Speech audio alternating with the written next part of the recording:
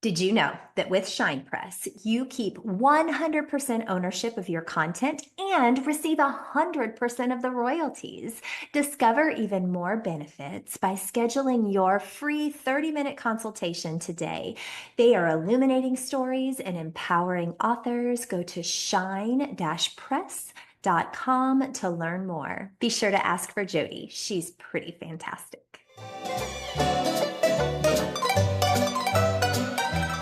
Welcome to Productive Joy with Dr. Christie, where fun meets action.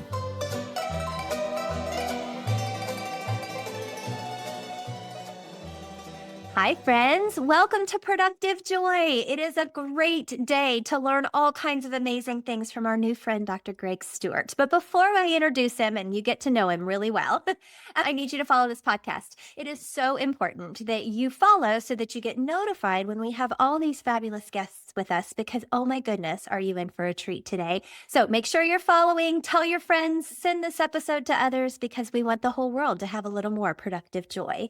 So my guest today, Dr. Greg Stewart, is a lot of things. He is an author. He is also a golfer. He is a parent of 3 kids, although between him and his wife, they have 7 grown children. He's about to be a grandpa. He is also a devout follower of Jesus who is an empty nester and is loving being a husband without all of the kids in the house. And he's our guest today. So welcome, Dr. Stewart, to Productive Joy. And thank you so much, Christy. It's obviously my honor for sure. All right. Well, we're going to have some fun, Greg. And you have done some really amazing things, but I need you to tell our listeners something that will make them want to keep listening. So how would you hook them if you have like 30 seconds to get their attention?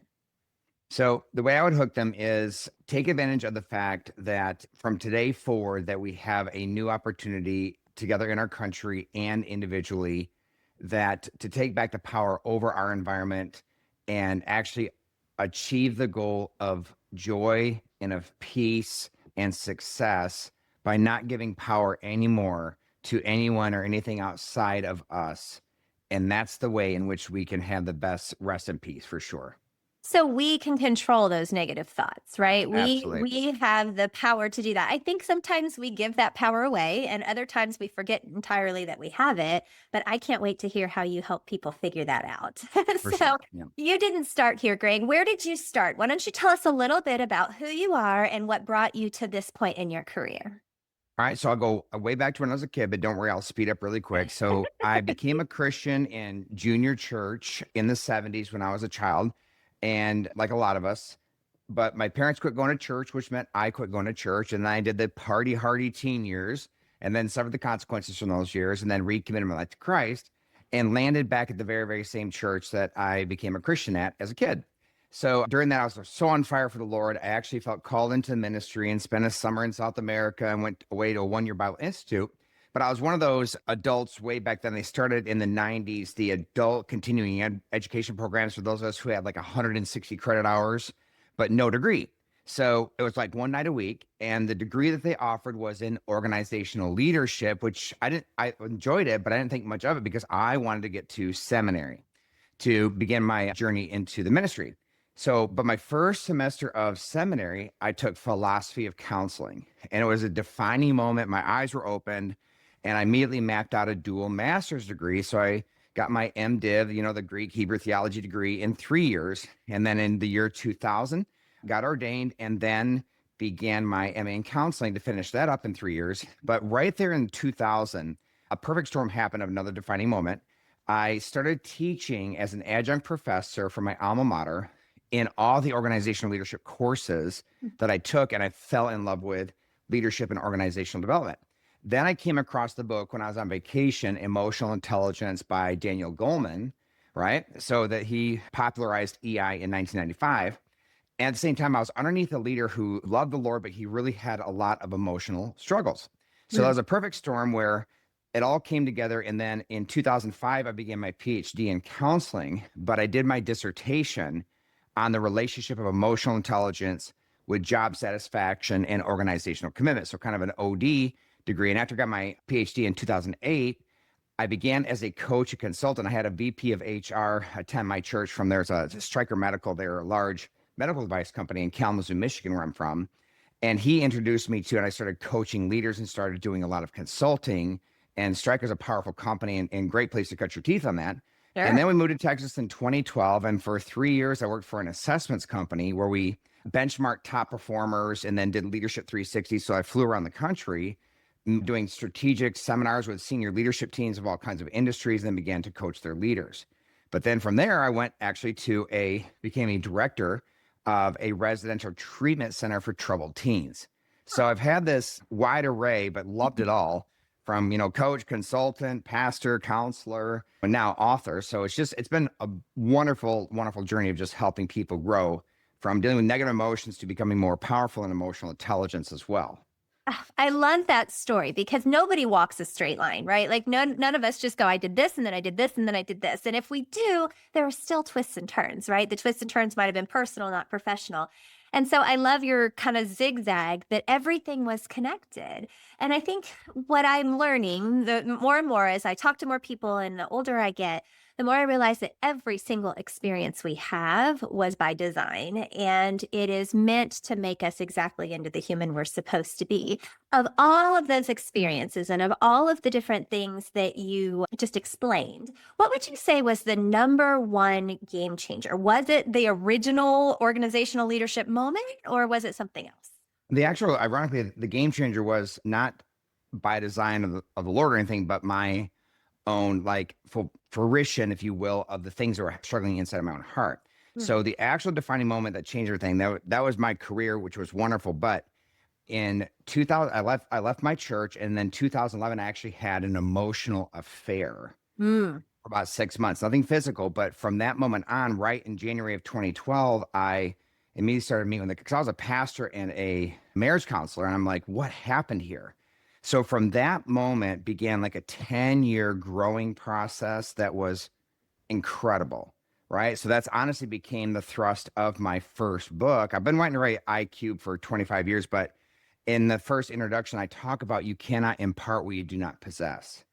And then from not only negative emotions on the surface day to day, but going deeper into figuring out like the door of our heart and unpacking that deeper stuff like identity, value, and worth and stuff. So I would say I had a phenomenal career, still do have a phenomenal career.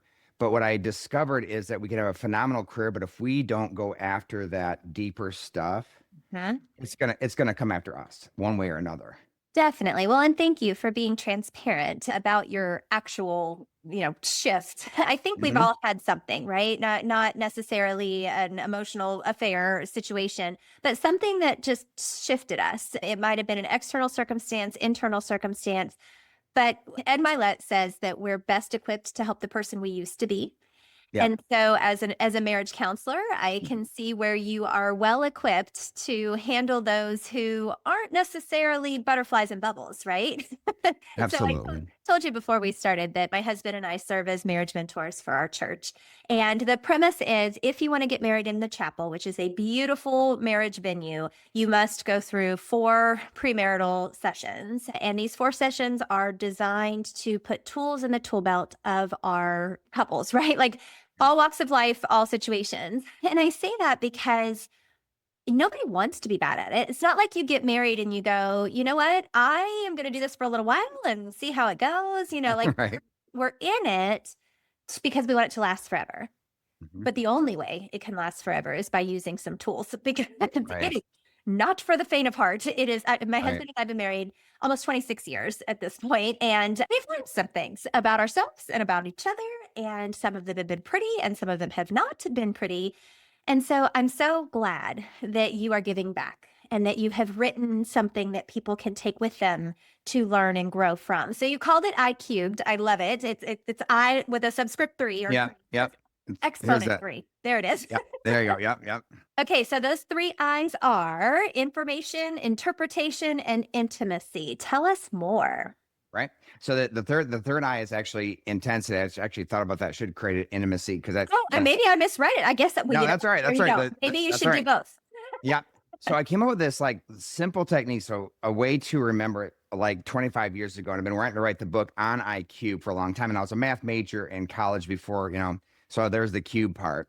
So information is almost picture it like the Panama Canal where the first lock has to fill up before the second lock opens. So the first lock is information. So a long time ago, I kind of held myself accountable saying, look, if I don't have all the information, it's illegal for me to have any opinion, interpretation, or any emotion intensity until I have all the information. Now, imagine if we applied that one principle in our lives and country and culture and such, and just we would not give an opinion and not have any emotion until we had all of the information. So once we have all the information, then interpretation has more to do, honestly, with critical thinking, where it's the interpretation of the information is, negative, neutral, positive. So is there any other way of looking at it? So taking it from subjective, which, it'll be easy to come up with a negative interpretation because that's why we're doing it.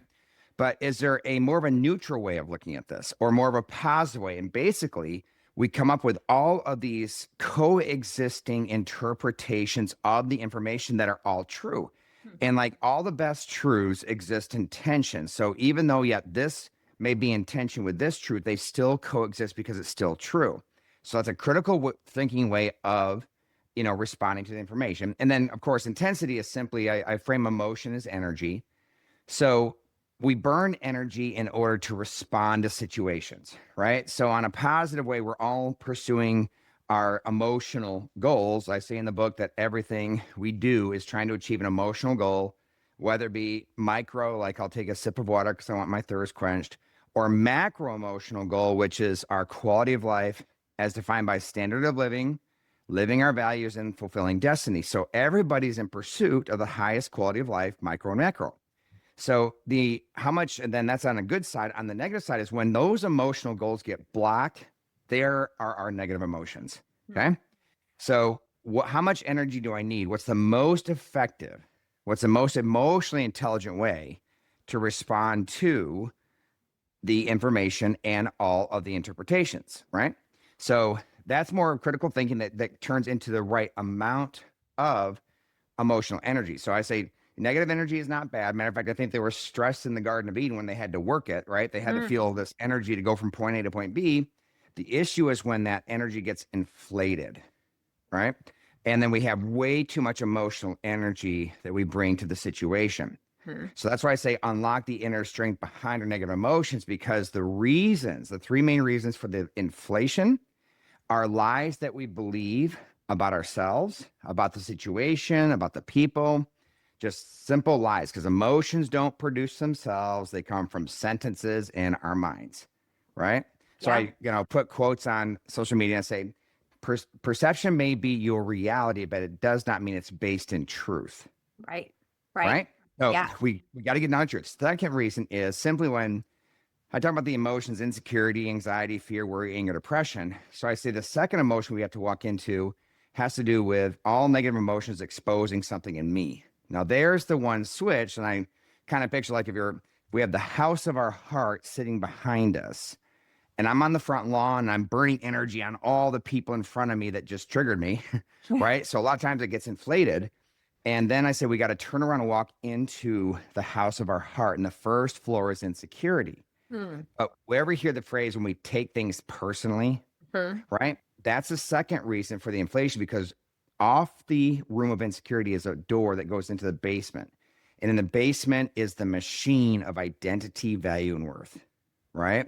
So when I take things personally, let's say you might confront me on something very valid, but I take it personally, which means it's impacting my value and worth, and it should not, right?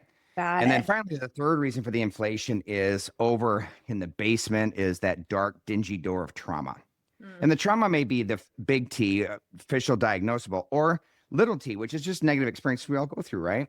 So when I enter into a situation and my mental model goes, oh no, here we go again, it scoops up that emotion and then plops it on the situation. So the point is that in that inflation is really what we have to be aware of and go figure out what's going on inside of our hearts. But through that journey, and that's what I keep saying, through that journey is when I say that on the other side, and that's where I can talk about, the emotional affair and my marriage did not recover from it. But I can stand on this side and say that people who are healed, that I am stronger now than I've ever been. My marriage counseling for couples has skyrocketed because I dug deep into what was going on in Greg's heart. Yeah. Right. So it's the unpacking. But on the other side of that, I've never been more secure. I've never been more at peace. I've never been more at joy. But we have to. We can't be afraid of these negative emotions because that is the pathway. The Mhm. doorway to these, the peace, joy, and happiness, and contentment, maturity, all of them actually are through our negative emotions because that's where, we need to do. So I talk about leadership. It's like our leadership is not defined when things are going well. Right. It's defined when things aren't going well. Yeah. Same thing with our emotions. It's same thing with everything. So don't be afraid of the negative emotions. That's exactly where the Lord wants to meet us in order to unpack these things. Well said. Let's start with and there were a whole lot of things in there that I would like to dig deeper into and latch onto. The word picture though that you created about our minds scooping up the negative emotions and plopping them into a situation. I know I've experienced it. I know my husband's experienced it. I know my kids have experienced it where I say something to them. Let's pick my daughter as an example. I say something to her and it has nothing to do with anything in my mind, but those negative emotions of an insecurity that she has get plopped into that situation. And now all of a sudden I have just said the worst possible thing ever. Right. And that's Right. an example. I do it too, right? Like I definitely react certain ways to things because I have these hurts, these hangups, these things over here. So, how do you get somebody to the point where they are willing to face the negative emotion? Because I mean, we know they're there. We know we react that way. We've seen it happen. We're like, oops, I don't really want to do that again. But how do you get people to get to the point where they're not scooping up those negative emotions anymore? What's the trick? All right. So depending upon the three reasons, I say the first thing you want to do is you want to build a lot of self-awareness around right when you experience negative emotion. Because the first one that I found the most common, like this is all of us, is that we believe a lie, something like even, I'll never get a job, right? I mean, it's just those lies, if we Yeah. don't deal with them, right, they produce a lot. So just awareness around negative emotions. And secondly, the mastery of going from burning energy, processing the thing outside of us that caused it to going inside and asking the key question, what is being exposed in me? And don't let yourself off the hook, Mm. right? What is being exposed to me? It certainly doesn't mean that there's certainly something that we may need to address outside of us, like, a relationship. I'm not saying that's like you never address those things. You absolutely do. The issue is again, the inflation. So you want to bring the right amount of emotional energy to the situation. So first is just, awareness around the negative emotions. Secondly is you go inward and say, what's being exposed to me to figure out which one of the reasons for the inflation, right? So the lies and then the identity, value, and worth has to do with, let's say, that I don't need, it goes from on value and worth that you gain control over your identity, value, and worth. Basically, it's almost like I don't need, even like my spouse, I don't need my wife to pursue me or validate me. I want her to, but I don't need her to, right? It doesn't Okay. change the definition of relationship or the standards or expectations. It changes the amount of negative impact on me if it doesn't occur. And it solidifies my core in order to where when somebody says something negative to me, then it doesn't shock me because that's insecurity. Insecurity is really the doorway for a lot of this. Right. And I talked about like when I was working on the teenage girls at the residential treatment center, a lot of these girls where they went inpatient hospital several times and they didn't stabilize. So they got referred to an RTC, residential treatment center. And like they would say, Dr. Greg, she's pushing my buttons. And I'd say, sweetie, uninstall your buttons. Yeah. Nobody Right? can push your buttons unless you let them. Right. Yeah. Well, even on uninstall them by taking away the insecurities, the issue is that she pushed the buttons. The issue is you have buttons even to push. Yeah. But we can Wow. literally remove all the buttons. One gal said, Dr. Greg, she called me a name, or, a B. And I said, the issue isn't that she called you that. The issue is that you agree with her. Mm. Right. So I say that it's not, the issue is not what they think of you. The issue is what you think of you. Oh, Right. let's hang out there for a second because there is so much power in thinking that way. And I appreciate the visual of looking inward instead of looking outward, right? Because, I talk a lot, actually, just recently talked about your sphere of control is this teeny tiny little hole right here, right? But your sphere of influence is unstoppable. You can influence any and all of the situations. And I think in this case, you also can control yourself. That's the one thing that you can control.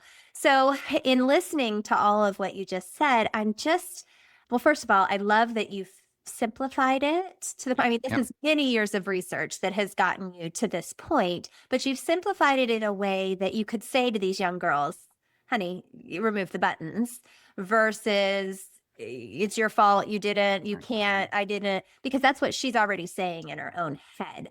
So who are you helping with this, right? Like, I know you've got the book, but Right. how do people get to you? How do people Sure. get to learn from you? So the thing I'm doing mainly now is when I actually transitioned in 2020 during COVID from the hospital to doing 100% work from home, telehealth, and coaching, right? So I help everybody like from teenagers all the way through senior citizens because it's a human thing that we're dealing with, right? I just don't have the skill set for the young ones. And so in equipping them, so I call myself a very active counselor. Like there's a lot of counselors which do, talk and listen therapy, but I want to equip every person I meet with, whether they be somebody like I do negative 10 to positive 10, negative 10 to zeros, the negative emotions, 0 to positive 10 is coaching to make people more powerful, right? Yeah. So it's all just technique after technique after technique. So when like with insecurity, what is insecurity? Insecurity is that it's something I don't like about myself, but somebody else is exposing it. And Right. that's your issue. So what do? You own the insecurity if it's true. So it's either true, but I don't want to own it. So what's the answer? Own it. Like the girl, I asked the girls, I challenged them, I said, you girls try and trigger me, say whatever you want. And they said, Dr. Greg, you have a big nose, your hair's thin, you have a dad bod, and you're so ADHD extra. I said, girls, everything you said is 100% true. Now what? And they went, nothing. I mean, they didn't know where to go. Like I Yeah. talk about in the book that we spend so much time trying to prevent bullying, which we should, but why don't we spend just as much time teaching kids how not to be bullied? Yeah. Meaning Yeah. it's like, Because right, they're I have preschool to instinct, allow it. I have to accept right? it. I have to hear it and go, oh my gosh, they're, pushing my buttons. Right. And it could be, so it's either true, but I don't want to own it, or it could be like I mean, a lot of bully insults are preschool. You're ugly, you're fat. It's like, but it's not true. It's not true, but I believe it to be true. So what's the answer? It's like, what is the truth? Right. So Yeah. if it's not true, then don't own it. So there's in each way, there is unpacking what's actually going on when it comes to insecurity, anxiety, fear, worry, anger, depression, and this identity and worth. So how do we solidify our identity and worth, right? So there's a process there. So with each one of these, and like the trauma is about two things. When I sense I would tell these sweet, precious girls that, they would need to heal at the RTC, but I would quickly say, but you don't have to think about him anymore, Mm. right? Because, right, Mhm. I say, like, we walk away from trauma, big T or little T, the event, with two things: lies about ourselves, Mhm. right? So replace lies with truth. And secondly, what we lost. So every negative experience, we lose something like security, safety, trust, confidence. And out of that loss, that's actually when we walk into a new situation, when we lose confidence, we don't have that resource to tap into, even though there might be an event completely unlike that one that caused it. We lost our confidence, or our safety, our security, our trust, whatever it is. And then that's what creates the negative emotion scooping effect. So what you do is people who heal, they reclaim what they lost. Like I heard a gal say one time, you know what? He took my security away, but nobody can take my security away. How did she reclaimed it? That's why we say it's like a broken bone that's healed. It's stronger now Mhm. than it's ever been. Same thing. I'm stronger now than I've ever been. So with each one of those, there are specific techniques in a process. So how do we do that? How do we become stronger? And how do we actually take away the impact of the environment? We unpack what's actually going on inside of us in order to equip us to be stronger inside our soul, Yeah. right? Yeah. By walking into those negative emotions and trying to unpack what's really going on behind the scenes. Wow. Okay. So if I were to pick up your book, which I am fully going to, and Mhm. read front to back, I am going to gain, this is what I heard. I'm going to gain some techniques, some specific things that I can try and use to take back what has been taken, right? Like whether it was the big T or little T trauma. Is that accurate? Like, is it kind That's of on the helpful trauma. guide? Yeah. Yeah. So each one area. So I give a specific on how to deal with the Insecurity. emotional management daily, insecurity through depression. So there's techniques there. There's rebuilding the infrastructure of your identity and worth. There's a whole process there. Right. And then trauma, there's a whole process there. So first it's like introducing the whole concept around like everything we do is trying to achieve an emotional goal. The goal is great, but the pathway we take to the goal needs to pass the rational, healthy, wise, and right test. Right. So there's emotional goal versus the pathway to the goal. So in the first couple of chapters, first 3 chapters, actually, it's an unpacking of our mental model and what happens and what actually creates the negative emotions. And that why do we, because like in our culture, that if we say, hey, this path you're taking to achieve a very good emotional goal, like your identity, it's a great emotional goal, but the pathway you're taking is not wise. But when we disagree with the path, our culture freaks out as if we're trying to keep them from the emotional goal of love. So that's why they call us haters, right? It's like, no, we want you to achieve this emotional goal, but we're just challenging the pathway. So just separating the emotional goal from the pathway. So there's, in the first few chapters, there's some breakdown of the platform of what are we actually dealing with here. And then we get into the equipping in those different areas. And then same thing on my couples book, here's that. That'll come out February 4th, just on Valentine's Day. So this one is facing our negative emotions to build intimacy in marriage. Because if you want to know obviously the place, and you know this, that where we're going to feel the most exposed, right? Because it's our marriage. Yeah. That is honestly a major piece where I was able to look inward because from the divorce and my second marriage, which is 100 times better, that it's still experiencing negative emotions, but it's not my wife's issue. Right. Right? Right. Again, there might be something I have to address with her, but I have to figure out what's going on inside of Greg first. Yeah. Right? Because I'm basically dumping a lot of emotional energy on her that she just does not deserve. My insecurity is not her issue, it's my issue. Right.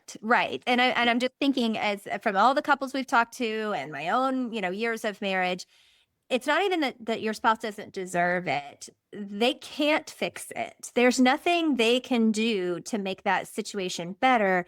But I know I've beat myself up many times trying to fix something that wasn't mine to fix. So how exciting. Okay, so you wrote the first book for individuals. The second one you wrote for couples. I'm sure concepts are going to be threaded through. But the reality is the more information we have, the more we're able to choose what we do with it, right? Like, because the knowing doing gap is a real thing, right? So you can know all the things that you're supposed to know, but if you don't do anything with that information, it doesn't change who you are or what you're doing. I love that you are making this simple for individuals and for couples, so that big, amazing things can happen. Thank you. Thank you so much for sharing it on Productive Joy, too. Yeah, my pleasure. Yeah. And that's, like I said, my mission now is honestly to make our country as many people as possible. I want to go more broad with it and just helping as many individuals to honestly build the infrastructure of our culture and become, we always talk about the veteran generation. They went through Depression, World War II. And again, through their experiences, they are forced to be incredibly resilient. That's an EI term, resilient. Yeah. I want to help our marriages and our individual, all of us, become more resilient. And that resiliency empowers you to live a much, much happier, content, secure life. 100%. But in order to do that, we've got to, again, unpack what's going on inside. So that's my mission, is to really help people become more resilient. And it's very, very possible. Well, and it's a beautiful mission to have. And I'm very grateful for people like you who have the mission, but also the tools to make the mission a reality and not just a pipe dream. So I need to back up because I haven't asked my favorite question yet, and I cannot wait to hear your answer. So if you had to describe productive joy, what would be your description?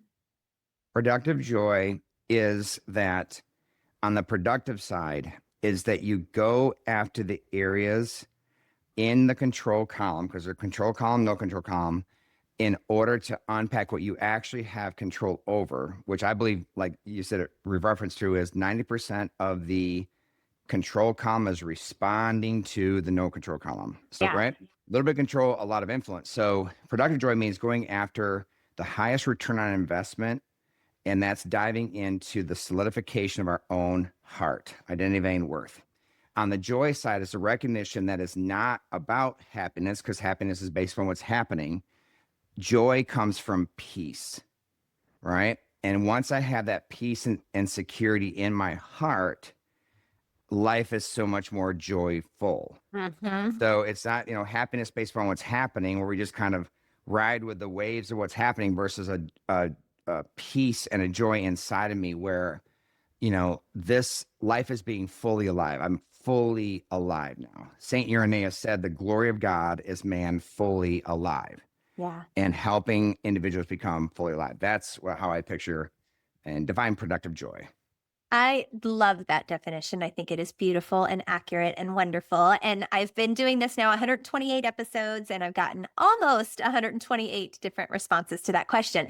But interestingly enough, last week and about 4 weeks ago, I've had 2 different guests use the word peace when describing productive joy. And you are now number 3. And what I think is really special about that is the recognition that those 2 things go hand in hand, right? When we are at peace, joy follows. And I do believe joy is a choice. I don't think that it happens to us. I think we seek it out.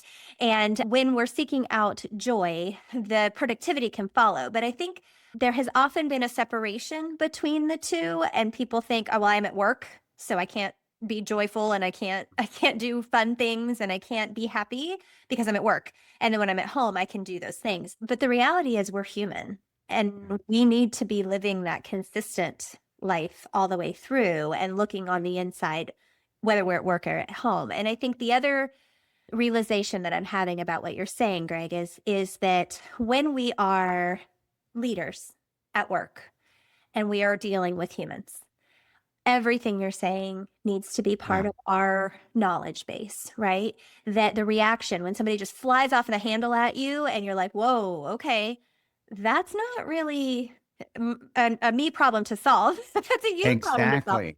And I can help you solve that. But as your leader or as your coworker or as your friend, I need to help you understand that that's you scooping those emotions and plopping them Yeah, on the situation. exactly. And I love you said, because I try and say, I tell clients, once you go through the system a few times, when that situation happens, you immediately start recognizing that something is being exposed in them. Yeah. So you can look, like, you get the anger, let's say, but you can go behind the anger. So you don't see the anger, you see their fear.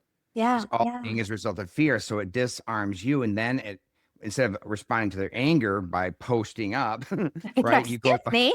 exactly. You can look at them through that lens, that they're scared and they're hurt, and that their emotional goal is being blocked, because anger is always a result of blocked goals, the tangible one, like I wanted that raise or whatever. But there's always about an emotional goal. Yeah. Like with men, I say that emotional goal of significance is or some synonym, and with women, it's security or some synonym, which ties together in the marriage too. So a lot of our negative emotions from blocked emotional goals. When you see someone angry, you see that, what emotional goal of theirs is being blocked and what they're afraid of happening. Wow. So just immediately helps you reframe and be more empathic with others who you see as having a lot of negative emotion.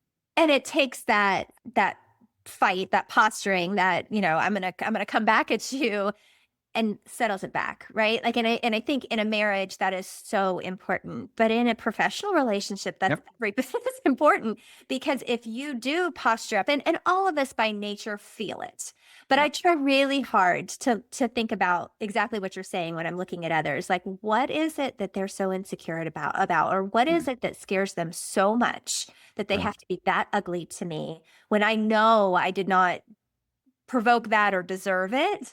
Right. And sometimes they might be mad at you about something legitimate. Yes. So again, when you do all this work and what they're angry about, now again, their intensity might be inflated. Yes. But again, right down to the core of they're angry about blank. So you don't look at their how, you look at what they're upset about. And again, once you do all this work, you're like, you know what? I own that, and I'm so sorry. And you're right. Like, and I can say that, and I can do that without the insecurity of me saying, no, I'm not. No. Right. I'm thinking back to your little girl who, hey, she's pushing my buttons. every one of us has experienced that exact Very feeling. much. And yet, I think very few of us then take a step back and go, why do those buttons exist? And Mhm. what is it that's, causing that to be so relevant right now, today, this day? Thank you for making us think. And thank you for giving us a framework for thinking differently, because Yeah. every one of us has big T and little t trauma. That's Right. not going to go away. As a matter of fact, it's probably going to get worse.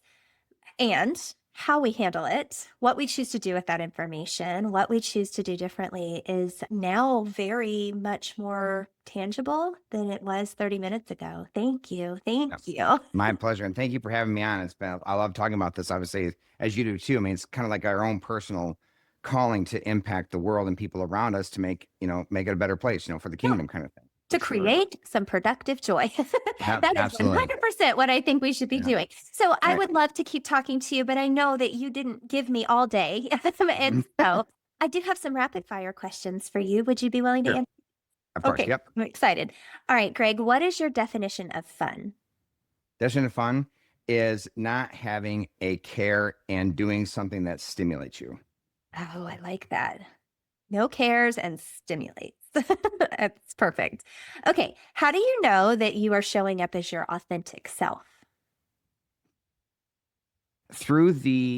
Honestly, I would say that it's not just to be the line, but if I have negative emotions, I'm hiding something. So if I don't, even if I'm talking something, if I'm exposing myself, like where, people can point out and say, wow, judge, and I don't have any negative emotions, that's my most authentic self.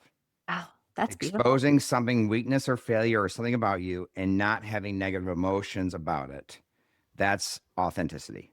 Oh my gosh. And that should be a goal for every one of us in every space. Mm-hmm. Hmm.